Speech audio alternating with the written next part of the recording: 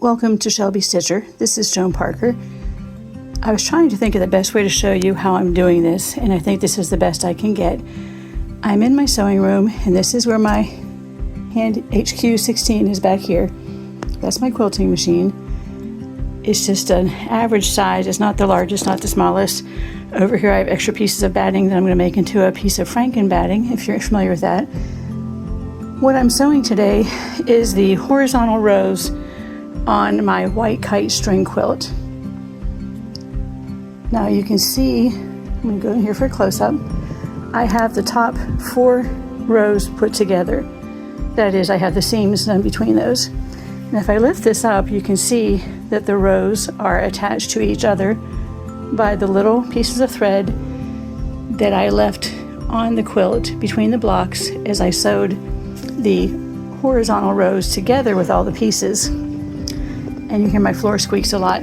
I did show a picture this morning on Instagram of some of my quilt block fabrics up close. So what I'm going to do now is take this to my sewing machine, which is right behind me.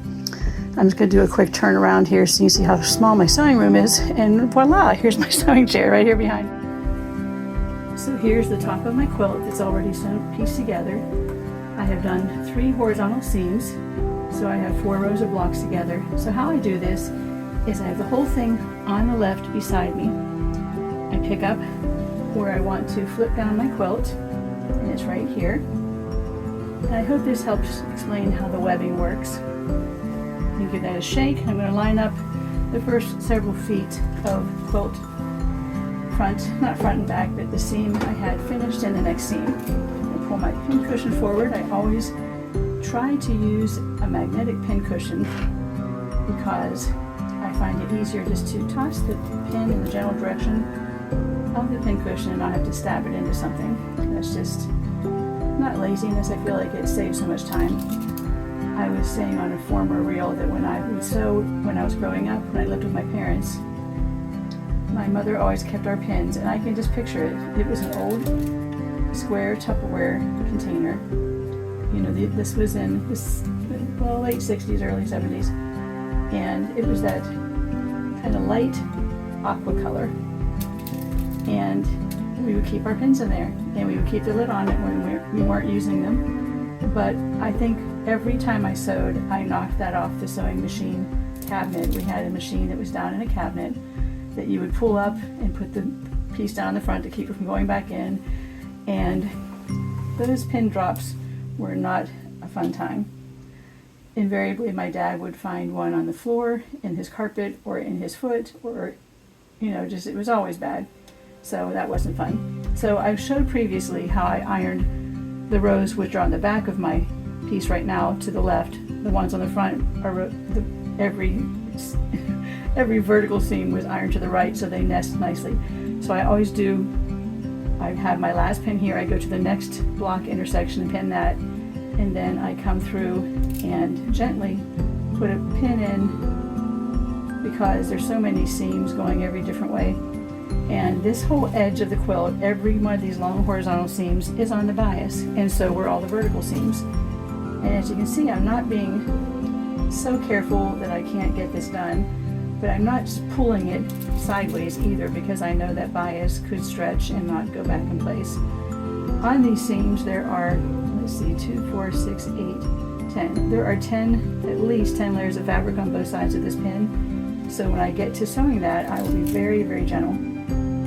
If I notice that there's extra stretch in one of my seams, I pin it more heavily. I put in 3 pins instead of just 1 in the middle. So basically I'm lining this up, picking it up and shifting it to my right a bit, and I'm kind of fan folding it on my lap. I don't want to have to fight with the quilt.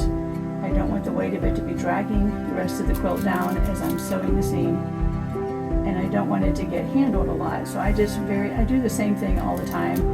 And I've had so many people watch me sew at sewing days at different churches or at senior centers, and they're always asking me, why do you do what you're doing?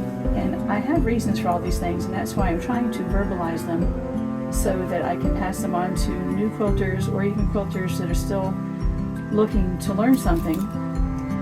I'm not saying my way is the best way. I'm just saying that this is my way and it works for me. And and I'm sharing it with you. Now here this side's getting heavy because I'm over halfway done pinning, and you can see when I pick this up that the layers are perfectly even in length, and they're not pulling. Even though they're on the bias, they're not, you know, ruffling. So just handle carefully. Now I grab this one, hold these two fairly close together where they're going to be, and just shift it to my right a bit. The reason I start on the right is because I'm going to start sewing from that end, so I don't have to move the quilt again, because all of it will already be on this side. And so I'd have these two intersections done. I'm just looking at this, and it hasn't happened on this quilt yet, thank the Lord and knock on wood, but sometimes when you handle this, the seams pop open before you sew them. If I see that, I will stop and take that piece, fold it up, and re-sew it, starting from the end that's sewn off the edge, and line those back up again. I haven't come across that yet. I'm very gentle when I handle a quilt top. I don't want those seams to pop open. And after I get all the rows sewn and get it pressed, I will go around and do what's called a victory lap, 1/8 of an inch from the end. See I'm almost finished with this row, and I've been just gently letting this fall down on my right side as I can. But I will do a victory lap because that will stabilize the dexterity, not the dexterity, what am I trying to say? That will keep the edge of the quilt intact and will strengthen it and keep it from getting warped or ruffly from handling it. It won't stretch that bias edge. Now you can't avoid handling this because you're piecing it and then pressing it. But after that, before I start the quilting, for sure, I will do a stay stitch, 1/8 of an inch in from the edge. And as I'm going around, there are many seams on the edge of each of these blocks. I will make sure that the edge that's been pressed down stays in the direction that I want it to go. One or two that flip over wouldn't be a problem, but I figure if you're going to check one, check them all. So as I'm sewing it, I will lift up frequently and make sure that the bottom pieces are facing the right way. Have I left some of them going the wrong way? Yes, I have. But there are some projects, some fabrics where it just is worth the time, and that's a decision that only you can make. I hope that you sew because it brings you pleasure and you love it. That's why I sew. And if somebody told me I should be doing something differently, I probably wouldn't take it too seriously unless I had seen their work and I appreciated the quality of their work and wanted to know how they achieved that. So keep in mind that when you're sewing, if you are talking to people that don't understand your love of sewing and they think you should be doing something else for whatever reason, then I think you should just listen and nod, but then you go back to what makes you happy. If sewing is what makes you happy, then you keep on sewing. I personally love to sew. I don't sew every day. If we're away from our house and I know we're going to be gone for a few days, I will take my portable sewing kit, which includes a featherweight and all the necessities for cutting and sewing. I will make a video on that at some point, but right now I'm busy doing the videos that I've started quilts on, and people are asking questions about how this or that is done. Now, you might have seen I picked this up. Try to keep that out of the way. This is one of those very thick seams where between the two seams there are 20 layers, 10 this way and 10 this way, that are meeting. This would be quite the big bump of fabric here. And what I should do, I'm not sure where it is, I have something called a humpjumper, and that's the funniest name to me, but what it does is it gets your presser foot over a big hump in the fabric. And I thought it was right, oh here it is. Okay, this is called a humpjumper, and you can see there's a thin side and a thicker side. This seam that has the 20 layers of fabric meeting, the 10 to 10, I'll sew right up to it, stop about a 1/2 inch behind it, and I'm going to take the thinner layer, and your sewing machine needle fits in here from the back. You slide this in the back, be careful not to turn in your fabrics left or right, or push them over the wrong direction. And you can push it up where it's going to take you up over that seam. Now you have to be careful not to let it twist so your sewing machine does not hit it. But what this does is it brings the fabrics on both sides up to the level of the thickness of that seam, so that it doesn't put any strain on your machine and your machine can keep making beautiful straight stitches where the threads are twisting and it doesn't give you long stitches on either side. That worked beautifully. I actually forgot I had that, and I've already sewn 3 long seams on this quilt. At one point on a row previously,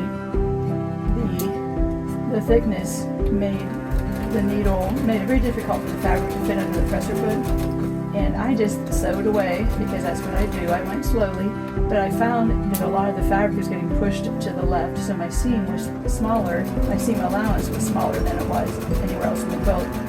I did right away cut my thread and go back and fix that seam because I didn't want that big bulk of fabric to be facing the wrong direction.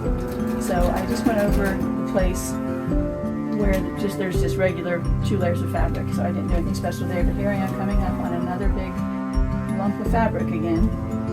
I've seen this tip in the past to take a very sturdy, strong surface like a work table or the floor and put a cutting board under it and just take a hammer and just beat on that seam until you smashed it down a little more flat, so that it laid a little more flatly. I don't know if flatly is the right word. And I just didn't want to do that because I don't know why, it just seemed like very violent for some reason. So here I'm again, putting the humpjumper behind my machine to even out the height of my sewing foot with the height of that really thick seam, and I'm pulling ever so slightly on the back so I get past the big thickness of seam. Setting it off to my right again, then putting the presser foot back down. And I can't see when I'm recording right now because I'm sitting at my machine and the camera's facing me from quite a distance away, but I hope you're able to see that. And just a reminder, don't sew over pins. I'm also pulling this up. This is the unsewn part on this. I just kind of pull that out and make sure that there's just the 2 layers of fabric under my foot because there's a lot of fabric here and a lot of small pieces. And again, I pick up to see which way the seams are facing. And if I'm being redundant, I'm sorry, but these are things that have helped me and things that I do all the time, and I don't usually explain them. And when I have students and they're asking me questions, I realize that I'm using my techniques and things I've learned without explaining them. So I've had to stop and explain a lot of things. Anyway, back to that thick seam where the fabric got pushed to the left. I just ended my thread and went back and sewed more carefully, 1/4 inch from the edge. And I wish I had remembered that I had this little tool. This is very careful when you're very handy when you're sewing on denim, because you know when you denim, if you just have 2 layers, that's quite thick. So if you have just 4 layers of denim at a seam or in a hem, it can be very difficult to get over that. And again, I grabbed my just regular old Dritz seam ripper to hold things in place. I kind of use that as a stiletto, and I don't have the stiletto, and I don't want one because I try not to buy things unless I really need them. So if you can see here, I stitched, my needle was right up against the edge of this seam, and that's where the big thick part starts. I'm leaving my pin in there, pushing this in from the back, being careful not to change the direction of my seam allowance because they are pressed the direction I want. I push that up till it's touching my needle in the back. There's like a U-shaped opening in the back, or in the middle of this tool. So I push it as far as I can, keeping in mind there's still a pin in my fabric. And I'm very, very gently pushing on the tool with my fingertip. Now I'm taking my pin out. I'm not over the seam yet, I'm about halfway across. Now I'm going to keep letting that go through, being very careful to keep my seam allowance. And boy howdy, this is so much easier this way. I stop with the needle down, pick up my foot, and just set my tool right there because I'm going to use it again in just a couple of minutes. Again, I check my seam directions on the back, seam allowance directions. And I'll just do one more of these and then I will let you go.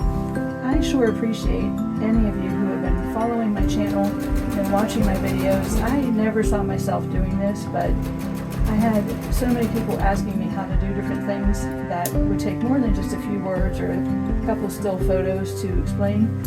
And so I was convinced to start a YouTube channel.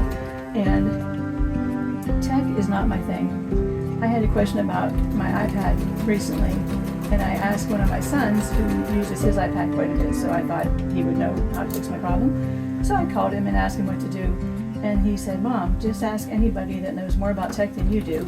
And I said, "Well, that doesn't really eliminate anybody. Do you have a specific suggestion of who I should ask?" Because I didn't want to bother him about it. He was happy to help, but I didn't want to bother him. But anybody that knows more about tech than me, that doesn't exclude anybody in the world, I don't think. So here I go again, coming up to this really thick seam. I'm going to stop when I get right to the edge of the seam allowance. And I picked up my presser foot because it was pushing the seam allowance this way just a tad. Now I'm going to put my presser foot up with my needle down. I'm going to push this under all the way. Can you see this? This is what I'm talking about. That's where my needle is bumping into. So I am pushing this under, putting my presser foot back down, but it doesn't go down very far because of the thickness of the seam. And I'm going to just push with the front very gently and pull in the back, not to stretch the fabric, just so I make sure it feeds evenly. You take that pin out, and this time I'm going to lift the foot up and push this forward again so it's still riding on that same height until I get all the way past the seam. There we go. Now I'm stopping, taking this out, put my scissors back up there. That's where I usually keep them, and if they're not there, I need to start looking for them. So I'm keeping that flattened down so you can see it. And you see how this glides over so easily. My machine stops with the foot down or up, however I set it, and I always have it stopped with the foot down. Now here's the other thing. On the back, some of the fabrics get pushed up. I just take my fingernail and rake them over in the right direction. But this seam allowance is just a perfect 1/4 inch, and using the humpjumper tool, again here, this is the back. See how I can't keep it from bunching up a bit, but I just pull it back over with my thumbnail. And there you have a nice flat seam. And on this side you see how it just went perfectly a 1/4 inch. And I am so happy with the way this is turning out. This quilt will be for sale. And if any of you know of platforms that are good for selling homemade quilts, please let me know. I'm willing to sell just the top, but I do machine quilt for customers, so I could give a price with the quilting and binding included. I have given so many people quilts as gifts, and I don't mind doing that, but I would really rather sell a few just to, keep my habit going, so to speak.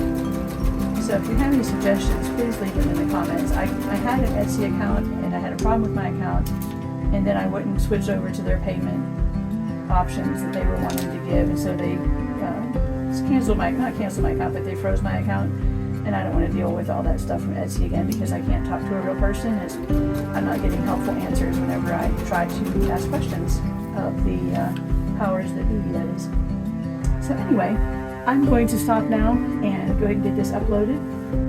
Halfway point on the horizontal seams, you can notice that the horizontal seams are not pressed yet, but the seams going vertically are. You can see how they nest right here. See, that one's going to the left, that one's going to the right, and they nest. And then they're all going the same way in the entire row. Once I give this a good press, it will look so much better.